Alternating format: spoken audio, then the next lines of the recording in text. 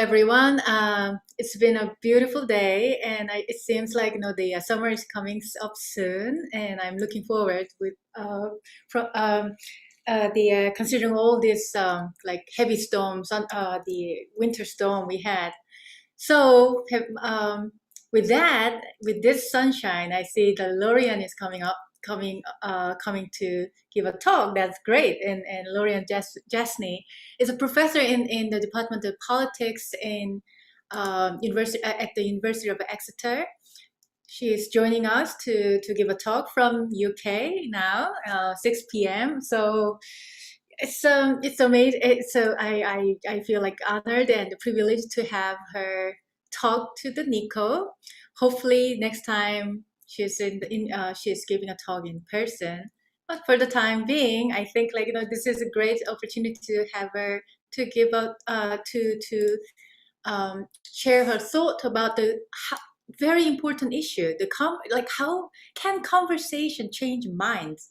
This is a very important issue, especially these days when we have a lot of this compartmentations, echo chambers of the opinions, and the political disintegrations. And I think this is a very important issue. We all have to understand and take it seriously. And I'm so happy to have her here. Lorien, thanks for joining us. Well, thank you so much. And I'm just so happy to be here. I've had great visits with the NICO lab, and also had some great times at Northwestern at the IC2S2 conference. So I'm going to share presentation. Oh, now I don't see it.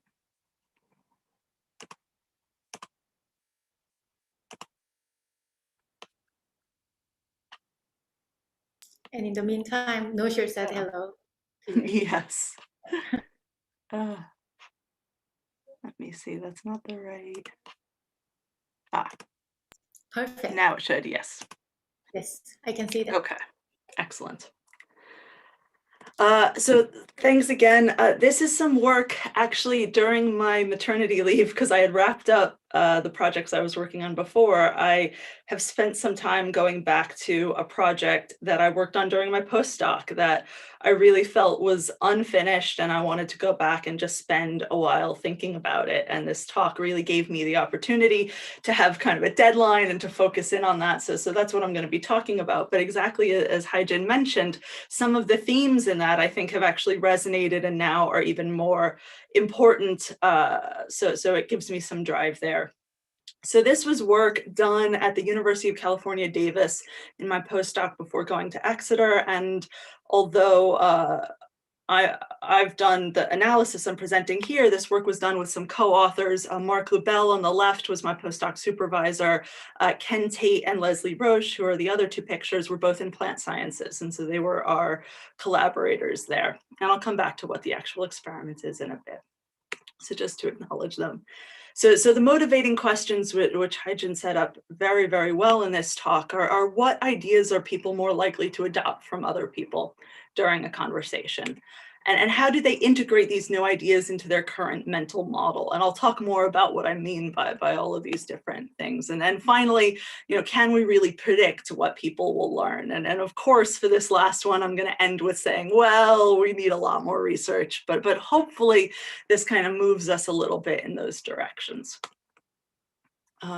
So fundamentally, I'm a social network scholar. That's my perspective. That's where, that's my background. So I'm going to take this from kind of a social networks and a relational learning perspective. And one thing that I wanted to say at the beginning was feel free, if anything is going too quickly, just to interrupt or ask any clarifying questions. And I fortunately have some help watching the Q&A who can also interrupt and just ask me these questions. So let me know if anything's unclear. So Haijin started with these, it's so important to think about polarization and these bubbles that we get into, and how can we really break those down. And there's so many really heavy and important questions there, but in setting up this talk, I wanted just to go back to something a little bit lighter while we've all been dealing with such heavy, important things. And that is For the southwestern the southwest of England, something very near and dear to their hearts, which is a cream tea, which is the picture you see before you, a scone with jam, or scone, that's also very controversial how you pronounce that, with clotted cream and jam. So where I live in Devon, you put the cream on first and then the jam. But if you're, and we could think about all of the reasons why somebody might do this, that, you know, this particular ordering somehow prevents climate change, that, you know, then somebody likes to be socially responsible, so that leads them to put cream and jam in this order. And they could have even more reasons. And then in neighboring Cornwall, you actually do things in the opposite. You put the jam on first and then the cream, and we can think through all different kinds of supporting reasons for that. And so this is kind of the structure of what I mean about a network approach to a mental model. We can think through all of these reasons and decisions that ultimately lead to some kind of action or behavior, and think about how all of those are interconnected and structured. And the argument that I'm going to make using this experiment today is that the structure of these mental models, the network configuration of these ideas, can actually help us to understand how these mental models will change in the relation to bringing in new information. How will people who have either the network on the left or the network on the right take on new information, process it, and integrate it into their own system and model? So we can think about things going back to some of the more political ideas. You know, there's a nice quote from George Lakoff that really says, you know, what does abortion have to do with environmentalism? How have we come to decide that all of these things are nested together? And it's because of how they're held in people's mental models, which absolutely change over time. And we can start to measure those kinds of ideas. And the intuition, again, just to hammer it home, is that we've got a difference, say, if we've got 5 beliefs in this kind of a structure, right? How would we want to change somebody's belief in E? Well, we'd have to go and focus on A. Versus if, say, they have this kind of structure, and then the tactics and things that we could use might look totally different, right? So some different ideas there. If we change A, will that then have a ripple effect down through to E? And so we can start to test some of these ideas in an experiment. So with all of these kinds of lofty goals in mind, in my postdoc, I was given the opportunity to actually put some of these in practice in the field of collaborative rangeland management. So this is a very specific kind of area where we brought different groups of stakeholders to a neutral property. These were all people interested in managing cattle, which I had no experience in before my postdoc, and barely any experience now, but I was certainly interested in the problem. So we asked them how they would actually manage the property. And my plant sciences colleagues, who I mentioned before, actually were able to procure cattle. And so people knew that this was a real experiment, that the suggestions that they made would actually be implemented. And there was some kind of weight associated with this. And so we were interested in how their ideas for managing the property would actually change when they discussed their ideas among different groups. So this was the experiment that we set up. And then, as I mentioned, we would actually implement their suggestions and keep the different participants involved. So they had some kind of a stake in it. There was a little bit of competition between the different groups as to which cattle would do better. And also it would impact the studies that the UC Davis extension would do on rangeland management. So it was something ideally that they wanted to affect. As opposed to, say, some of the procedures I've been involved with previously, where we just bring in, 10 university undergraduates to do some kind of game and then release them back out, where all they really care about is getting through whatever tasks. Here we hoped it would be a little bit different. So here are just some action shots of them on the different property. So they arrived at the site that they'd manage, and then I asked them a pre-survey about the goals that they'd set for the property and the methods they'd use to achieve these goals. So what did they want done, and how were they going to go about doing it? And then they were to discuss these different ideas in small groups with the other participants, and then answer a post-survey.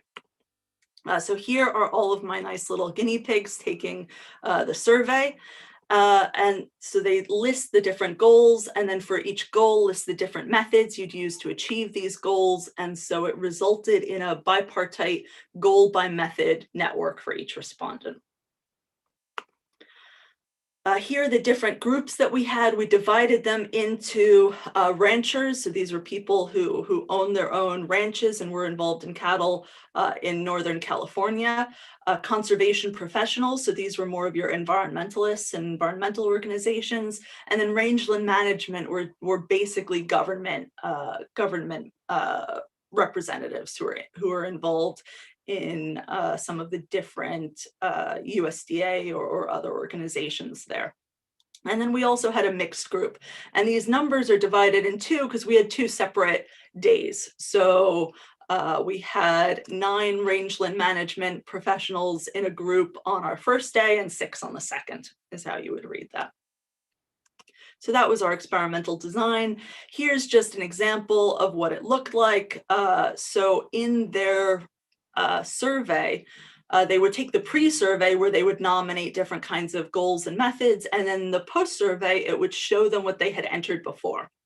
And this was a conscious decision, so it was actually very easy for them just to say, I would change nothing, everything's the same. They would have to actually go in and change different things. So we were weighting the experiment towards having no change at all. And then when they got to the methods, they were shown all different methods that they could check off for the goals that they had already entered. So here are just some examples of different goals that people put for the property. And I had my plant science colleagues take the 294 different goals and categorize them down into 8 different groups, because we needed to be able to say when individual 1 writes something about forage production and individual 2 writes something slightly different, that these are actually the same goal. And we did the same for methods, right? One of the answers, somebody just put bees. Somebody else put burn the grassland. So you can see that there's a variety of different kinds of things that people were able to put in. And again, my colleagues categorized these into 9 different groups. So every participant could have an 8x9 bipartite network of goals by methods from their pre-survey and then also from their post-survey that we could take a look at. So the first question we might ask is there a big difference between these groups in goals and methods? I'm less interested in this than some of my plant science colleagues, but we took kind of a look, and here at least this bar graph, just to give you a sense of some of the change. It's ordered by how interested the ranchers were in these particular goals, and you can see that they focused more on livestock management and livestock production than planting diverse native species, whereas the environmentalists were not quite completely the other way around, but pretty close. And same with the methods, we see a big difference between planting natives, which the environmentalists liked, versus grazing timing, but that's pretty much universally liked. So a number of different kinds of goals and methods. Again, these bars are split by which day, those 2 different groups that I showed. And if we look just at a correspondence analysis of this, we can see that this is always kind of difficult to eyeball, but there's a difference between planting natives and planting oaks, which is really popular among here the conservationists, but also the mixed group, versus livestock production, which is kind of over towards the other side of those who were interested in livestock production weren't really interested in planting native species, which tends to set up some of this kind of disagreement and differing opinions in the groups, which we had kind of engineered, especially in the mixed group, to really have. We see similar things in the correspondence of methods. So these are just to set up to give you a sense that there are some differences of opinion going on, and then we definitely had a variety of different kinds of responses and foci. So the more interesting thing to me here is what changed. What did people add or remove? And so here I'm not looking at the goals or methods in the categories, but just at those raw numbers. So on average, how many goals or methods did people add? in their post survey. So we see, right, a number of different additions, even for the ranchers on average, and some people also remove things post survey. And weren't interested. And so we've got, right, on average, I would say about 3 and removing fewer goals. What's really interesting to me is when we go from this relatively few number of adding methods and goals to those linkages between the goals and methods. And here you see that the y-axis has gone from 1 to 5 to 1 to 500.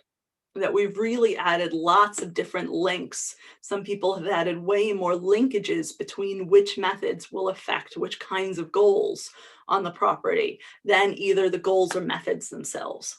Not even in those categories, but just any kind of line. So this yes. And I have Yes, just please. a quick question here.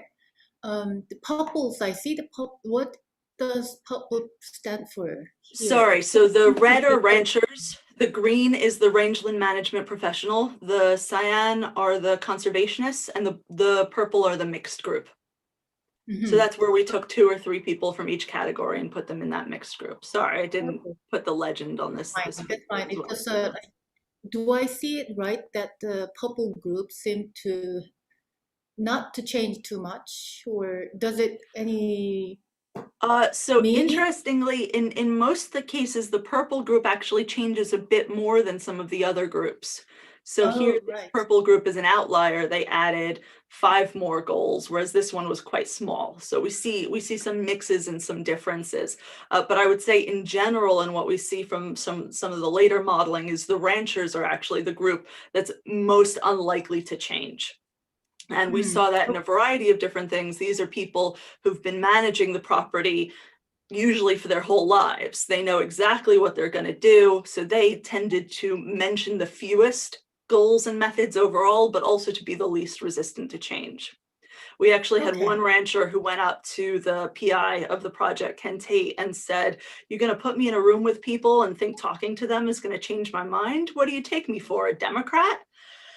So we had plenty of fantastic characters in among the ranchers. And that was the group that was most resistant to any kind of change. But interestingly, from my perspective, when we just asked people at the end of the day, did you learn anything new? Did you change your mind? Very few people said that they did, but we can see that actually even the ranchers were still adding goals and methods in their post-survey. It's fascinating. There is another question in the Q&A. David said, does that graph mean each person added about 200 links? On average, yeah. So it's highly skewed. Okay, great. But yes, that's exactly what that meant. And I took a long time after I first saw this to say, wait a second, something's really wrong here. And then I've gone back and looked at the raw data, and that is actually accurate. And it's because part of that is, so part of that is because of how I set up the study, that they could then just go through and check. So here are all of your methods, check which apply. But that was the same in the pre and the post study. So the fact that there's such a difference really, to me, leads to my first conclusion that is what people learned. Or learning may be a stretch, but that's what people took away from the conversation. Either that they learned these new methods, they learned these new connections between methods and goals, or they were reminded of them. And that's what showed as far and away the most difference in the pre and post study. Thank you. Great questions. So to move on from this kind of descriptive to how we can actually analyze this data, I'm going to bring in a relational belief framework and look at the specific goals and methods and how they're interrelated. So just to show these bipartite networks, here I've got goals as these little triangles and methods as these diamonds. So here's one mental model pre-study. So this goes to the question of, did people really add 200 linkages after? And here's that same person's post discussion response. And again, here I've condensed down all of the goals and methods into the 8 and 9 categories, so each edge can be weighted. And that's how we get up to 200, is they may have entered, right, 5 different methods that we coded as diversity. but they saw as different things. So these are actually weighted networks, which is how we get up to those 200 new additions. So that's where we really start to see a whole bunch of change. And you can see this person added a whole number of goals and methods in addition to a real ton of linkages after the discussion. So it gives you some sense of what that change looks like. So in order to model it and to really try and look at what predicts this individual belief change, I'm going to do a couple of different models. And the first one is looking at this cultural consensus model. So this goes back to anthropologists in the 1980s, Kim Romney, Bill Batchelder, and they wrote about the cultural consensus argument, that we could look at these patterns of agreement or consensus among individual informants to make inferences about their differential competence and knowledge of shared information. And so if you know IRT models, this is very similar to that. You know, the classic example is, what if you gave your students a test but you lost the answer key? Could you go back and reconstruct the answer key by looking at which problems everybody agreed on, meaning that question was probably pretty simple, and then try to build out from there?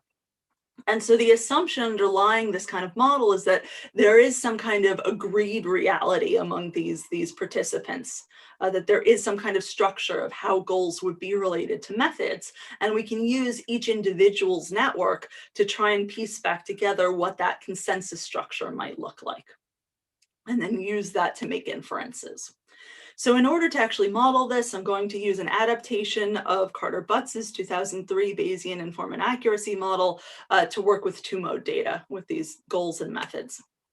So it assumes some kind of real or constructed model for the population, this consensus model, and each respondent's network is an observation of that true model. And it uses a Bayesian simulation with separate priors for false positives and false negatives in each of the individual's models. So what that looks like is you have some kind of real model, this theta. You have each individual's observation of every linkage between a goal and method. So if this goal actually relates to this method in the consensus model, does the kth person actually also say that, yes, this method could be used to achieve this goal? And so we can model that with the false positives and the false negative rates that I talked about. So given that there is an edge in the consensus model with false positive and false negative, what's the likelihood that any individual respondent will cite it? And then I modeled the priors using beta distributions. So the end result is a weighted graph where the weight indicates the posterior likelihood that an edge is part of this kind of underlying consensus model.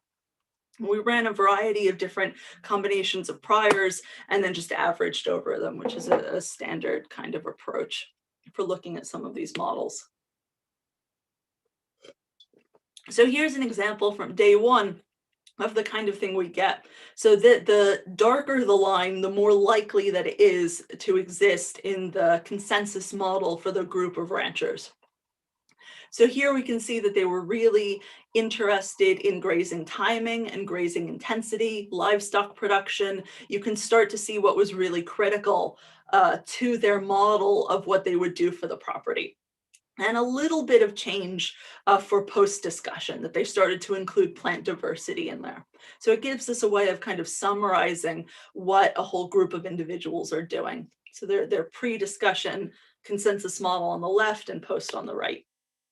And we can see a big difference moving, say, to the Rangeland group. So these are the government management professionals, the conservationists. So here, right, a very different set of interests, less about livestock production and grazing management, and the mixed group as well, where we see a decent amount of change. And so the next thing that I wanted to do is really think about what learning would look like if a consensus model existed, with the idea that maybe as people talk to each other, they would move closer towards recognizing this kind of consensus model, that's what you might be learning from other people. Very much going back to the kind of Lakoff intuition of how do we learn that societally there is now this relationship between, say, abortion and environmentalism, or or whether to put the cream on the sandwich first before the jam or not. And that comes back to learning these kinds of different relationships from other people, learning the cultural consensus through your interaction with other people. So what I did in this first test was to look at the combined pre-discussion consensus model weights of each individual's added links. So we can just look empirically at the different links that every person added to their own individual network and count up how much that would weigh in this pre-consensus model. And we can compare that to 1,000 random samples of the links that they could have added. So if we go back to those images of the people on the consensus, one person's model of his survey responses before and after, we can say, okay, here are the links that he added. What do those weigh up in his group's consensus model, and compare that to the weights that he could have added, say. So here's what that looks like for the different groups. You can see the empirical scores in either the plus or the cross, and then the simulated scores in the gray behind. And we actually see a number of individuals being just significantly above what we might have expected by chance. And we actually see them in each of the groups, different groups.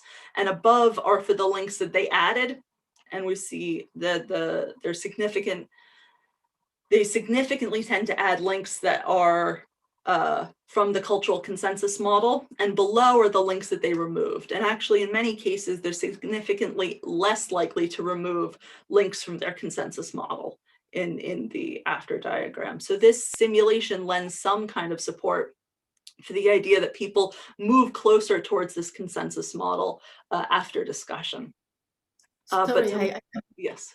I'm a little bit slow here. So No, you no, have each group, you yes. have this distribution of the change of their mindset. Yes. And I see that like so many. Yes, go ahead. Yes. So if let's say in my pre-model, I link weed management and grazing timing. And in my post model, I add a link that is grazing timing and plant diversity. I can now give that a weight from the consensus model of here's how much closer or further I moved. Then I can compare that to a random simulation of if I only added one link, let me randomly select one link that I could have added from this consensus model 1,000 times. And that's what that creates that distribution. So that's where I'm looking at whether the links I actually do add are significantly more like the consensus distribution than I could have at chance. Does that? Okay, good. Yeah, so like yeah. you have this null model coming from the consensus model, and yes. you want to see whether that null model explains the observation or not. The null model is actually that they could have added any possible link at chance. So it's a random selection. Yeah. So compared to what they randomly could have added, did they add links that have higher weight in the consensus model? That's my null model here. So does that mean the consensus model reflects the empirical data better than random model? Yes. So and that this means is out of sample prediction. So what they added, their pre-discussion consensus model better predicts change. That's right. Yeah. So it seems like your conclusion seems like the consensus model actually, there is some pressures of the consensus to generate this kind of learning. Yes. Yes. Okay. Yeah, exactly. And then the next step and the last thing I'll talk about is just to add another level to that. And for this, we can use exponential random graph models. So network models that I think a lot of people should be familiar with, but I'm happy to point people to resources or talk about them more. But it's a family of models for social networks that you can interpret like a logistic regression, but it accounts for the interdependence of ties. And we can use it to talk about a number of different ways that we think ties might change. And so here I'm using a block design that ties are only exchanged within discussion groups. But what that means is I can fit one model to every participant at the same time. So rather than fitting just one network to an 8x9 network, I can use every individual as a different observation and pool the variance over them. So we can think about a variety of different kinds of terms that we might want to have in this model. Edges, just a general density, how often are people likely to come up with these kinds of connections? Isolates, the popularity of an opinion, right? Maybe burning down the grassland fire is a really popular, there were a lot of fires, people were talking about controlled burning, maybe that's just a really popular kind of idea. I was very interested in this shared partner kind of conceptualization. Maybe people have kind of dense interlocking networks. And then we can also put this pre-discussion consensus model into the term as well as kind of a weighted edge. So we can actually see whether this pre-consensus model doesn't just work against random networks, but is a better predictor than some of these other kinds of network formation and ties. So these are all the kinds of different terms that I've started with in the models. And here are just some results of trying to predict everybody's pre-discussion network. And so we can see that there's a kind of a general density term for edges and isolates. To me, these are two kinds of control terms. But we can see, confusingly enough, this popularity term is kind of needs to be interpreted in the inverse. It's an anti-centralization term. So we see a tendency to kind of even out, that certain terms aren't becoming way more popular than everything else. And what I was kind of confused by, and I'm still puzzling over, is a tendency away from a shared partner term, that we don't really see dense connected kind of items in these pre-discussion networks. We can then go to a temporal model, and this is the exciting part of using these ERGM terms, and here I'm going to use what's called a separable temporal exponential random graph model. And all that this graph is trying to say is this is going to fit one ERGM to the ties that are added, and a second ERGM, that's this little diagram up here, a second one to the ties that are removed. So we're looking at two different processes that when people actually click to add ties, are they doing something very different than clicking to remove ties? And so what these next models are going to do are saying, given the ties that you've had in your pre-discussion network, now can we predict what's in your post-discussion network? And that's the really exciting thing for me. And so this is the formation, what predicts people adding a new tie. And here we see that popularity term again, that they're again kind of spreading out. They don't seem to add terms to create more shared partner links, but like what I saw in the other null model, having weight in this consensus model is a strong predictor, that people very much, even in addition to these other social network kinds of configurations, they're adding ties to make their model more like the consensus model, the pre-discussion consensus model, that out of term. And if we look at what predicts people removing ties, here we don't really see anything significant, but the only thing that's coming close and that has actually flipped sign is this shared partner, this kind of nested configuration kind of term. And while that's not significant, and I'm pushing the results of the model a little bit, what that kind of says to me is that although you don't add ties to create these strong kind of reinforced network structures, the ties that are in stronger and more reinforced structures are the harder ones to remove. You're less likely to delete those. So Lorien, yes. Sorry, Lorien, there is a question by David. Yes. So he's wondering about the removed many more goals and methods than the other groups, whether they are conservationists removed many more goals and methods than the other groups. Right, so some of them definitely did. So that's one of the next things that I've started trying to play around within this kind of hierarchical modeling. I can put in specific terms just for the conservationists. So what I've done is it was only one day of the conservationists that did that. So at least at the moment now, just by removing that group that really was an outlier, these results still stand and the interpretation is still there. What I haven't gotten to converge yet are models where I also have specific terms for conservationists, ranchers, etc. So that's what I'm hoping to get to compile, where I can talk about those specific dynamics. But even if I remove that one group of conservationists that was an outlier, these interpretations still stand. Yeah, yeah. I mean, like his question was interesting that whether that reflects a collective value within that subgroup for a pruned consensus model or like efficient consensus Right, model. right. Oh, interesting. Yeah, yeah. That they said, I'm not interested in this conceptualization anymore. That's a Hmm. really interesting, and that speaks to a much broader point that in the mental modeling literature and sometimes in the broader social networks literature, we think about, more ties must mean more sophisticated and better. And that's many times not the case at all, that fewer can really mean. And we saw that very much with the ranchers. These were people who knew what they were going to do, and their model reflects that. They had a high degree of cohesion. They understood each other's processes and then spoke very much the same language. And so they were able to agree on some things and not, they added a bit more, but not much, versus kind of the conservationists, especially in that day, were a little bit all over the place. There was all kinds of different things mentioned in their discussion. Hmm. Yeah. And so that leads right to the wrapping up, right?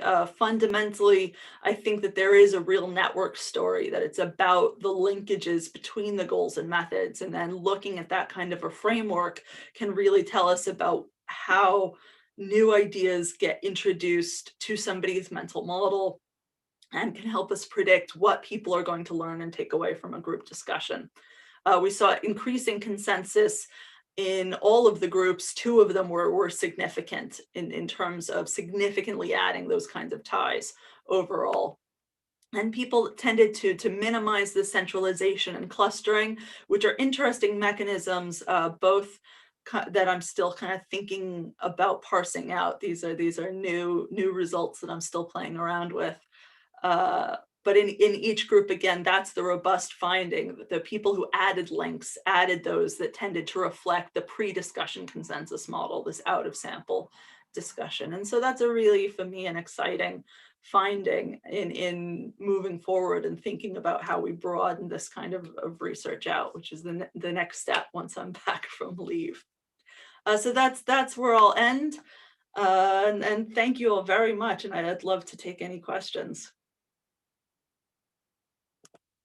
Thank you very much. That's very interesting, and I love this mathematical model. And yeah, there must be so many directions you can take from this, built on this kind of approach and model framework. There is a question by Brian in the Q&A at the end of the section, the talk. And what implications do your results have for changing minds in face-to-face conversations? So I think that there are a couple of implications, none which I've just started thinking through, none of which are really groundbreaking. But in order to have some kind of a consensus model and something that people are going to, you need to have some things that are overlapping. My guess is that people you saw the most change where there was actually a stronger consensus model to begin with. And you're never going to have that if you have totally non-overlapping structures and beliefs. So we saw the way the inform and accuracy model is going to work is it's only going to have a strongly weighted tie if a lot of people already agreed on that. So without having some kind of consensual model among the people who are having the face-to-face conversation, none of this is going to work and apply anyway. So that would be the first kind of take-home point of finding those places of agreement. And then the second one, interestingly to me, is to think through what this lack of popularity. It wasn't the concepts that were talked about the most or had the most linkages before that changed. People picked up different little pieces. And that to me is what needs a lot more focus and thinking through, and gets back to what might be kind of hopeful, that we don't necessarily need to go directly for the big take home impact, the huge, let's have a conversation about climate change. But that if we have a more broad conversation, smaller other bits that maybe weren't focused on as much are what people took home and changed in this example. And maybe that later trickles through in terms of but that is pushing far beyond the extent of this work, because I don't know what people then believed, right, a month later, say. And that's where there's been a lot of controversy in a number of recent studies of what are the impacts of these kinds of conversations, right? So I'm dealing here with just immediately before a conversation and after, so it's fairly limited, but that's where I would speculate first. So I have another question. So it seems like this can be understood in the communication theory as well. So communication is the most efficient when we have the a proper amount of information gap. So if we don't have any information gap, it's not like fun anymore, it's boring. On the other hand, if we have a too much of information gap, our conversation will result nothing. So it's also boring.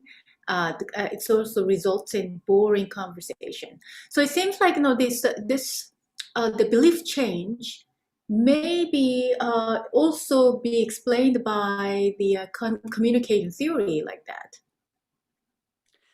What's interesting to me, and I think that was behind some of the intuition in the design, to have 3 homogeneous groups and 1 heterogeneous group, and we were expecting to see that heterogeneous group be very, very different. And we didn't really. We didn't see, so that group should have had a lot more disagreement. And from the people who were observing the chat, it was a lot less homogeneous. And yet the change that we saw was still fairly similar. Now, that could very well mean that we just weren't wide enough in the spectrum of just disagreement in order to fall on there. And that, I think, is a really critical, especially we were prepared for some level of contentiousness. These are, especially for the ranchers, these are questions about their livelihood. We had to come up with this elaborate experimental setup because ranchers tend not to answer questions about their own property. So we were expecting that there could definitely be a level of contentiousness. However, at the same time, these were already people who felt that it was worth their while to come onto UC Davis property and spend a day with some scientists. So given that, we had people who were already kind of amenable to this kind of discussion. We're not talking about just going and engaging any rancher about his practices. And so that might really be situating it in already fairly friendly, close conversation, which may mean that we just don't see it if we were getting this wider spread of kind of interaction. That's right. That's exactly where I'd like to push it and try and pin down. At least I think it gives us an analytical framework to start to ask those kinds of questions, because you can think about exactly what you would see in the consensus model and in some of the mechanics to test those ideas. Yeah, I mean, if I consider it as the Van der Waals force, I mean, if I just take on my my physicist hat, and you see the Van der Waals force is if you are too close enough, there is a repulsive force dominating, and if you are too far away, it's also like repulsive force. It's not really irrelevant. And then there is some sweet spot between two that actually have have this attractive force dominates. And I just feel like that way, and it actually links to another thing that the change of mind is not only just political setting, but also it's a science paradigm as well. Like when we have a science, we have a theories, and sometimes we call the theory don't die, just people die, and then like people don't change their minds too. So there is a huge inertia in theoretical mindset as well. And like Brian's paper, one of the Brian's papers actually addresses this issue as an atypicality in the innovation impact. So if it is too atypical, then it's not going to make a huge impact. If it is the too conventional, it's not making huge impact either. And there is a sweet spot, and that seems like something to do with a change of mind. Is something to the impact of innovation as well. So I think it will be really nice if you can also extend your work into the how the theory changes in sociology and then in the science in general. Yes, I'm gonna have to think about, yeah. I like that framework and positioning a lot. Yeah, I'd love to. Think a lot about that. I'd love Yeah. to keep in touch with you on this issue because I've been interested in that way. I have this model of the network of if you're in your setting is a belief, my setting is a network of the capabilities, and you have existing the structure of the capability. And with this existing structure of the capability, you can make a prediction of what kind of innovation make a better impact within this setting. And innovation is again like the change. It's all about change. Anything that is associated with the change can be considered as innovation, not only a technology space, but also evolution in biology, like genetic networks, and any kind of like conversation and the discourses and in the theory mind or the scientific theory is also like innovation means it's a change of the existing configuration. If I take my mathematical hat on, yes. So I think that you can position, and then we can continue to discussion, and I'd love to do that because I've been so much interested in your work in a different setting. And I think some of that gets to some of the questions that Brian is asking of how you push people in different directions, right? How do you see that innovation and difference far outside of this specific setting? And so, right, creating overlaps when two people are far apart, and it's really, and this comes not just from this kind of work, but all of the people who work in facilitation of these kinds of groups really talk about finding anything that is in common, regardless of where you start, in order to build that kind of consensus structure, and in order to bridge, again, taking from the innovation example, to make that first linkage, so then the other bridges have the space and the room to grow. The canvassing can well work in that example, just because you start to recognize the other people as essentially human. Some of the reports from some of that work talk about being able to talk about things that they have in common, that they're from the same places, similar to a lot of the work on how the US population, for example, changed so radically in opinions of homosexual relationships, right? Really not so instantaneously, but very, very quickly. And a lot of the theorizing about that is just because they started to know people. And so it went from people who you could imagine because straight people often said they didn't know anyone, to people who they did know. And then suddenly they had a lot more in common and they could see these kinds of grounds. So some of this work, I would say, is in keeping with that kind of an explanation of how you build common ground and how you build acceptance of different kinds of ideas. Excellent, excellent. There is another question, Emmanuel. Yes. Emmanuel, do you have any hypothesis about what belief changes would take place if there were social? So this is an excellent question, and exactly what I was interested in doing this study of how, do you take up beliefs from people you've had pre-existing relationships with, or do you already know what they're going to say? And so that was a question that I had on the initial survey of, do you know anyone here? And what really bugged me is that people refused to answer that question. The PI actually said that two people who knew each other who had grown up together actually wrote down that they didn't know each other. They felt that this was a very intrusive question and they wanted nothing doing with it. So in this So I definitely think that there's absolutely an effect as a social networker, and looking at social learning, you pick up things from people from people who you view as closer to you. So what I'm doing to try and get at that is I've been using my stats students as guinea pigs for this. So I've been issuing the same kind of questionnaire about statistical concepts before the first day that they start my class, and then the last day of the class, and also trying to ask them who they work with on problems to see if they pick up relationships among the concepts from the people who they work with in the class better. And I also have my mental model of the statistical concepts and how that's changed over time. So it's something that we can definitely test, and there are plenty of theories about how, essentially that you should be learning things from people you're more proximate to.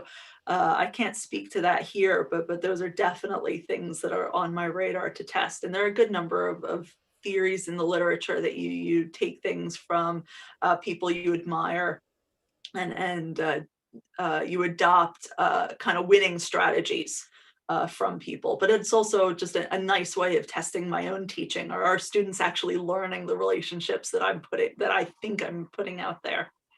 I love that. So there is another question, follow-up question with Brian here. Any advice on creating overlaps in beliefs when two people are far apart in their beliefs? So that just goes back to thinking through different areas of where they might have overlapping beliefs, and coming up with different possibilities. Again, with the canvassing example, from the anecdotal evidence, that's where people think that some of that is happening, that you see some other similarities that you may not have thought of in the abstract. And so any kind of common ground, but again, I don't have any evidence for supporting that here, but it's certainly something that would be possible to test in this framework, and that I hope to. Yeah, and the face-to-face conversation seems to be more effective in changing minds. Why? I think it's because it gives you those kinds of opportunities to find those different connections. Just like with the homosexuality example, that you then start to see, oh, we're not so different before, when it was a hidden population, or a more hidden population. That now it's very different. Mhm. Perfect. This is great. I think we finished our Q&A, I think and so we too. on the right timing. It was perfect timing.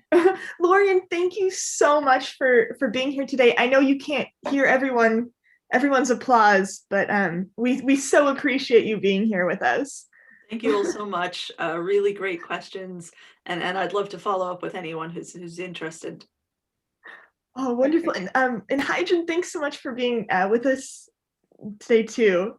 Yes, thank you. Great, really interesting to talk with you. Oh, wonderful. Well, we hope everybody has a great rest of your day, and join us next week for our Lightning Talk webinar. Thank you, everyone. Bye. Thanks. Bye. Thank you.